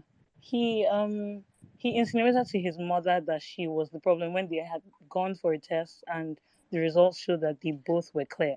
But he told his mom that she had had an abortion before and let her do all those things to her and just would sit pretty and watch. And then when she confronted him, he said to her, "You've had an abortion before. That's not nice." He didn't apologize to her, and he knew because he admitted to DME that he said some mean things to her. He never apologized to her for those things, but he knew he was fully aware of what he did, and then somebody already mentioned that I said that as well at the end where the police was maltreating her or harassing her or whatever. He stood there emotionless, not even caring. I know that he just heard that his kids were probably not his, but still it was until she got to the floor he now nah, he didn't like his wife. He didn't like her, he didn't love her. I don't think he did. But anyway, what I wanted to say, somebody asked the question, somebody asked why DME went along with the plan when he clearly wasn't like interested in the whole like killing them part. So I have an answer and it just reminded me that I had another dislike that I didn't mention. So I don't think DME knew that they were going to kill them because I remember Etienne kept saying that maybe we should just off them, and he was like, "No, I don't want that." And at the beginning, when they got conscious after they were drugged and whatever, Etienne started harassing the police guys. DME was making a video, and then at some point he was like, "That's enough. That's enough. We have enough evidence." In my head, I'm like, "What evidence do you have? You don't have anybody on tape confessing to anything. At this point, we don't even know. We're just guessing, or maybe he killed Najite because the movie is just starting, so we don't even know what exactly is going on." But DME is there saying, "I think we have enough evidence to do what? To show what? Like it doesn't make sense to me." And the only thing you have on camera is your friend harassing two police guys for what we don't know, and you're saying that we have enough evidence. So that I just remember that, and I was just pissed off all over again. Yeah.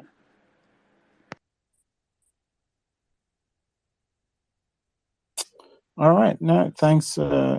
Thanks. Let me see.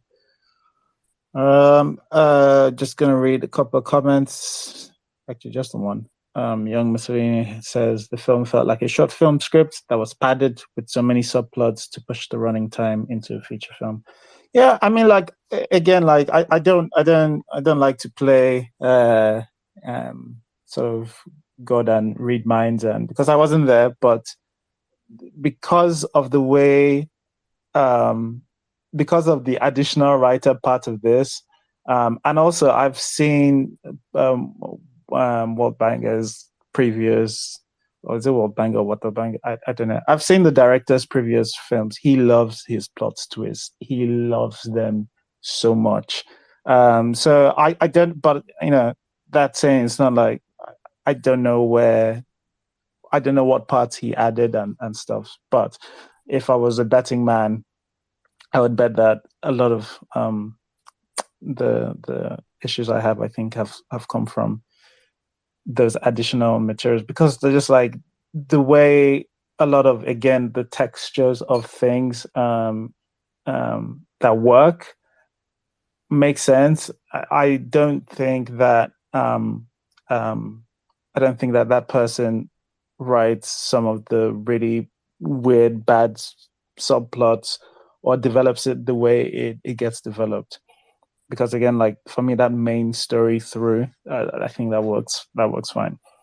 All right, best African actor, your last bit, and then we'll start doing the summaries. You can say what you liked and you didn't like, what you didn't like. All right, can everyone hear me? Yes. Oh, okay, thank you very much. Actually, I just have a pushback. I think that, well, this is my own personal opinion, but I think that everyone is gaslighting the man, and everyone is not paying attention to what the man feels, and everyone is saying the man doesn't like his wife. Well, maybe from the premise of the film, it looks like as though, okay, this man doesn't love his wife because they had series of arguments, and then he went try to tell his mother about how she had an abortion. But let's take a look at this scenario. He's just getting to find out that the kid is been celebrating and not he.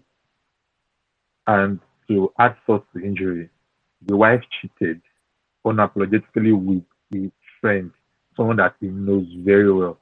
I think he made mention when he shot the guy that if it was another man, maybe he could have overlooked it. But then him that knows him very well, very close to him, I think anyone at that point in time, and he has not even had enough time to process that very, very sad information before the unfortunate occurrence happened. So I think it took him a while to get his to reset his brain, to try and fight. And then I think it was obvious that he stood up to fight for the wife too, but he was getting it at the same time. So I don't think that anyone at that, but I don't think he was at the right frame of mind at that point in time for everyone to say that he didn't stand up to defend his wife immediately because he does not love the wife. Come on. The man is finding out that the babies he's celebrating are not his. Within everything happened within a few minutes now. And then the man that the wife went to cheat his friend, someone that he knows very well. I mean, that information is too much for anybody to process, be it a man or a woman. So I don't think we are putting into consideration what the man feels at that particular point. Everybody is just thinking about the woman alone and saying he doesn't love the wife. So that's just the pushback I have. I think that information was too much for him to process at that time, and then it affected the way it took enough time before he could stand up to want to defend the woman. And of course, he tried to, but then he was getting hit to by the men. So I think we should also put what the man was feeling in consideration. That's what I have to say. Thank you. All right, thanks. Okay, so like essentially, there are some people who, I think there's actually a middle ground between someone who thinks like he's a fine, but like he heard all this horrible news like one can hear, especially as a dude with whose friend was the person that your wife cheated with. Versus he doesn't love his wife. I think there's just like, for me, what seemed to be like Daniel's just like a little bit of a shitty husband. Sometimes he's a little bit more selfish, maybe because like I think one of the scenes, like I think the dynamic between him and her is their relationship is actually something to look into. So like, I think there's a point where, Tony Jones has complained about how, Mama is making me take all this crap. And then Mama takes her juice from her and gives her some concoction. And she's looking at him like, you're not going to say anything. And he's like, reluctantly, just like, he's not even going to, he doesn't stick up for her he just reluctantly, all right, fine, I'll do it. And what does she do? She takes it and drinks it herself. She's a bit of a pushover herself, for me, anyway. This is why I really like this Tony Turns performance. She's a bit of a pushover, and Daniel's character, just somebody who's just either not present or just just a shit husband. And there are people who, if you think they're not shit husbands who love their wives, I tell you, I'm not one of them. I'm not one of them. I'm not one of them. Jesus, calm down. I'm not one of them. I'm just saying they exist. I know them. All right, but they exist. All right, but yeah. Atas, what do you want to say before we do our summary? What did he do in this movie that has you guys so convinced that he loves this woman? Because he killed people? No. We're saying that shit husbands who love their wives. Right? It's just no. But what did he do that makes you feel like he loves her? Because honestly, I think from my perspective, it's not people. What has he done that has made you convinced he doesn't love his wife versus just being a shitty being a shitty husband? Because it's no, because he's a shit husband, right? Yeah. And he might not love her in the way you as a person will accept to be loved, or you as a person would want love or define love. But a lot of people and a lot of different relationships have different dynamics, and everyone has the love that they will accept. So in his own stupid, idiotic way, he probably does love his wife. He's just a shitty husband. Yeah. And I mean, like, doing revenge it's not something that I don't think that's okay, one at a time. It's not really love. That doesn't answer my question. No, but okay. I guess like the onus is, you're placing the onus on some, like, I think the onus is on, hey, these people are married, right? They got married. So I don't know, all married couples might love each other, but like, saw them play romance before the fertility issues came up. Yes. And it's just obviously yes. So we see them, fall in love, they get married. And there's no reason why it can't just be a couple that are married and a husband in shitty moods. Like you're saying, why doesn't he love her? For me, just believing that somebody is a shitty husband whilst loving the wife is easier than just a husband that doesn't love his wife and is there because why, or doing revenge because why. Like then you have the onus is on you to explain everything else and to convince you that he loves her enough to get revenge. No, he doesn't have to. He doesn't even have to, like it. You think, it's just because of how much he loves her, that's what's causing the revenge. We don't. Okay, so it's not love, it's guilt, but he loves her. Yeah, well, mutually exclusive. Yeah, I mean, like they're not mutually exclusive. It could be both. It could be even one. Like it just seems like what is shown to us is that he doesn't love her. They're one. Look, at some point maybe they were in love, but what is shown to us in the current state of their relationship up to before she dies is not love. To you, yeah, I think because I feel like what you're trying to do was love. Is my question. Trying to go, this person doesn't love this person, right? There's active ways they try to do it, right? It's, you see people in a loveless marriage, and there's active ways to show it's a loveless marriage. What I got from this is that he's a shit husband. He can't stand up for her, right? I mean, she cheats on him. Is that an indication that she doesn't love him, or that she just did a shitty thing in reaction to a shitty thing he did? I mean, what indication have we given? What has the film done to show us that she loves him? She cheats on him, but she does love him. He does multiple shitty things. She cheated on him. That's a shitty thing. But she did love him. I know Mo did said how but she did. psychopathic it sounded that she was like, yo, I cheated on you, but I love you. But like, it was, I didn't even think it was psychopathic because I'm Nigerian. It's so common. Like, people have 7 children outside and they're telling their wives, but I love you, because they will actually fall down and die if these women leave them. But they're shit husbands. Mirabelle. Cynthia, you are a Delta babe. You know there are a lot of shit husbands who will fall down and die if their wives leave them. Niggas will fall down and die, but they are shitty husbands. Okay, but anyways, you people know why we're not focused on if she loves him, because he was the one taking revenge, and it felt like it was the one taking revenge, and it felt like he was doing it for love.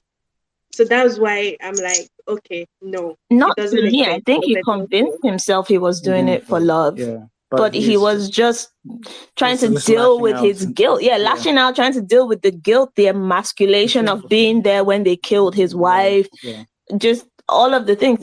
Yeah, you know, you fucked up. And I mean, like, even but the problem is they didn't even show us this guilt until the last moment when it was reciting whatever it was reciting. Like, after his wife died, that recitation was that's not nonsense. Like, he's constantly like moping in front of the pictures, he's taking portrait breaks to go mope at a video of his wife. Yeah. Also, like, I don't know why we're arguing about the love. Hang on, let me just say this part. I don't know why the love part is important. The love part is not even important. He doesn't even need to love her for this to work. Like, I could even grant you that he doesn't love her. Like, if that's what you want. Like, it doesn't change why anything works. Yeah, it doesn't anything really like. Anyways, I mean, it's a movie and we can interpret it differently. Except that those recorded videos did not feel like it was feeling guilty for me. It was feeling like it missed someone it loved. But that is me. It's the movie we watch, we interpret it the same. We interpret it differently, but I don't know. Okay. That's what it feels for me. Okay, so it looked Elizabeth. like it missed someone. Okay, I don't know if we are doing summaries now, but I would just say that the reason we are having this much argument is because Waltbanger did not put it there. If he had just done his job, we will not be going back and forth. Look, using touch to look people for. Can miss stuff. People can miss things. It doesn't mean nobody missed anything. Please, this movie is 90 minutes. What are we missing? Look, people are saying things that I think if you're saying this, you've missed something. Fine. You inferred, and that's fine, because maybe you watched it more than once again. That's fine. But the point is that when you're talking about motivation, and that is why I struggled with his motivation, especially. This is somebody that has hurt you. Like, it's different if he was so multifaceted, and I could see it. It wasn't, because his reaction and it just wasn't in tandem. So it's like you're writing next time when you're writing something like this where you've put a lot of twists and turns, just make sure that you dot all your I's and you cross your T's. It's tightened, nothing is slipping out the cracks. Because we shouldn't be having this conversation. It's just that motivation is just not clear. Nobody's motivation just seems okay. Not even the police, which is fine because police are just greedy, right? So we can just chalk that up. But for him and his friend, and the motivations were just all over the place. And so when people watch something like this, come out of it feeling very dissatisfied, I would have even appreciated a lot of commentaries. Like, at this point, I'd rather say, oh, why did you use commentary to explain your motivation, rather than look for motivation and start inferring and hoping to get that this is the premise that I hope this person had, and not what they've actually written into it. Anyways, that should also work as my summary, because please, when this movie has been written in such a way that it was written to thrill, right? But at the end of the day, what that it has managed to do is confuse me. I wasn't confused, but more like, why did you waste my time kind of confusion, right? So if we want to make a movie and we have societal commentary to make, or you want to talk about marriage, love, life, whatever, revenge, and then rather than just look for something, tighten this your motivation rather than, but then you, because of twist, you brought in abortion, fertility, sleeping with an ex, not a problem, slept with my best friend is a big problem, add twins. I think it was the part where they even dropped that, but we're having twins. I think I cackled them. Like, everything is just, please, let's not do it. Let's leave it for the Yoruba movie industry. Thank you very much. Good night, guys. All right. Good night. Thanks, Elizabeth. Yeah, let's just start doing list summaries, and then you can add whatever little touches you want. Otas, do you wanna do your summary? Okay. Tony's performance was one of my favorites in a while.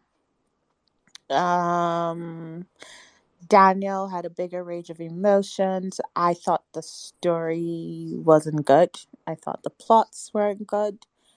I don't think the movie made sense. I wouldn't watch it again, and I wouldn't recommend it. I don't know. I didn't like it, but yeah. All right. Thanks, Otas. Oyinka. I'm genuinely surprised that they have ate this movie with a passion and think it's the worst. Because I don't see that. I thought it was a serviceable, good, competent movie with normal mistakes that normal movies have. If you think, like, I'm genuinely surprised by this. But again, that's the beauty about Hat, isn't it? You see something some way, and then somebody says something, and then lets you realize that, oh, just the way you see something, the, people see things very differently. You may not think something is that bad or that offensive, but another person might think that. And I appreciate the space for that. The movie is not bad. To me, this is my interpretation. It is serviceable. Um, does it have the one thing about the movie is that it tries to be smarter than it's not that's an insult because that's not what I'm trying to say. What I'm trying to say is that it pulls from things, but the way it pulls for those things do not work with the theme that the text is trying to do. And so that is one of the weakness. Let's say it doesn't try to be a little bit maybe pretentious or just pull from things that seem similar and doesn't really think really deeply about those themes and if they fit it, it will have been better. That's what I think. But again, as I always say, a movie is just there to entertain you. The worst thing you should not do is not waste your time. There's, so you can choose to watch this on a Sunday afternoon or any afternoon after you come back from work or anything and enjoy your time. If you don't want to watch it, it's okay. Choose something else. It's cool. Thank you, everybody, and enjoy the rest of your day. I have gotten something out of this. Of like, it reminds me that people see things truly, truly very differently, and your own word is not law. All right. Thanks, Oyinka. So we've done this, but then Cynthia. Okay, anyways, finally, I didn't like this movie. I didn't enjoy it. I won't recommend it. I still did not like the turtle pee comments. Drink turtle pee or turtle urine. I felt they were mocking traditional medicine. That's me. I still do not believe the guy did it for guilt. I felt they were trying to convince me he loved his wife by showing me a lot of recorded video of them kissing, which I never saw. Um, I still did not believe that they found out the new CSP Okoli at the house because they were very convinced in the way they said it. And the guy also gave a look that he knew something about the money. So everything was just oof, scattered for me. Yeah, I don't know. I still agree with there was no motivation, there was nothing set up. They had too much twist and too much revealing that made no sense. I wish they just did a simple story, but anyways, I don't know. I don't like it. I won't recommend it. And yeah, that's it for me. All right. Thanks, Cynthia. Yamasi. Yeah, just to conclude, I don't like the movie, and I really think it could have been a fairly better movie if the screenplay was just simpler. If they didn't, they could have done without a lot of things, just so many things. It would have been a fairly good movie. And the motivation part, I, I would not get it. I don't know what, you know, was driving Brome. And yeah, I just think when you're doing a screenplay, you just, I don't know, just don't do things that would look insulting to people that are going to watch the movie at the end of the day, because it could just be simple. Like, it really could just be simple. It doesn't have, at the end of the day, what I thought the movie was going to be was what it eventually was, but with just a bunch of unnecessary stuff. So yeah, that's it. All right. Thanks, Yamasi. I think Best African Actor.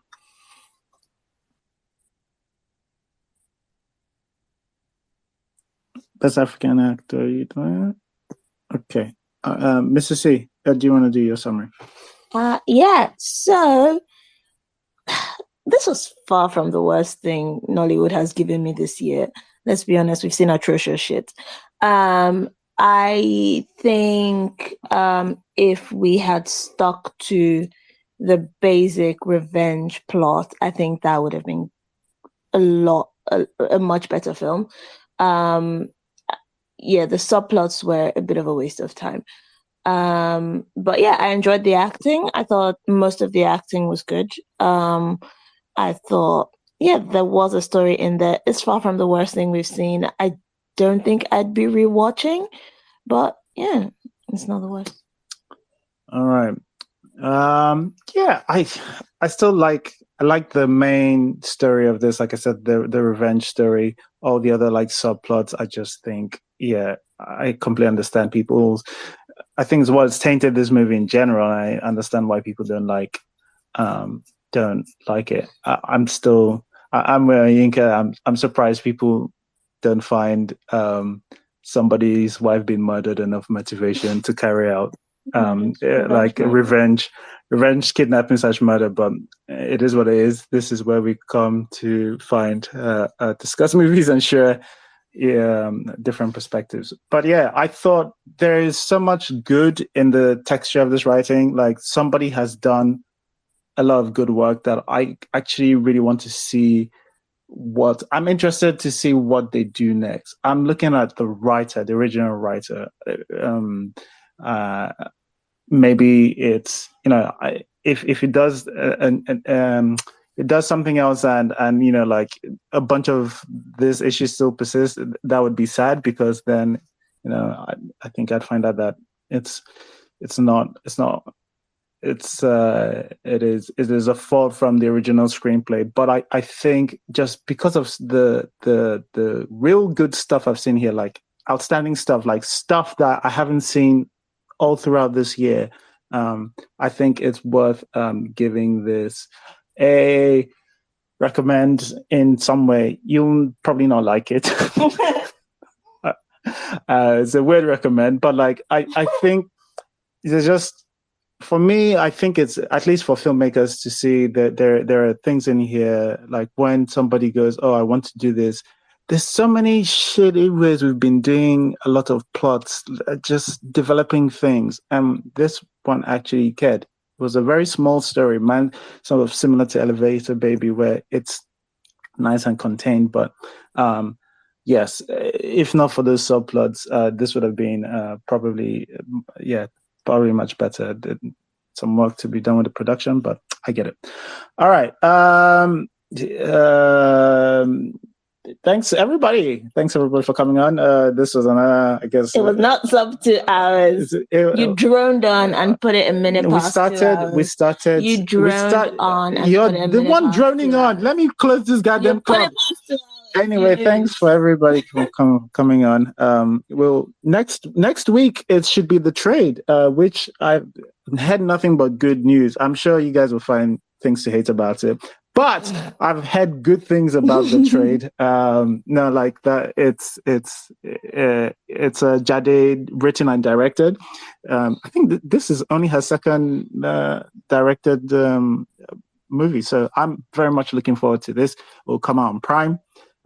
So come on visit us next week whilst we discuss that movie. But thanks everyone for joining. I always enjoy your contributions. Thank you very much, and we'll see you next week. Thanks everyone. Bye-bye. Bye-bye. Thanks for listening to the episode. If you enjoyed listening and would like to join live, just follow us on Twitter at IrokoCritic and join us every Sunday 6 p.m. West African time on our spaces.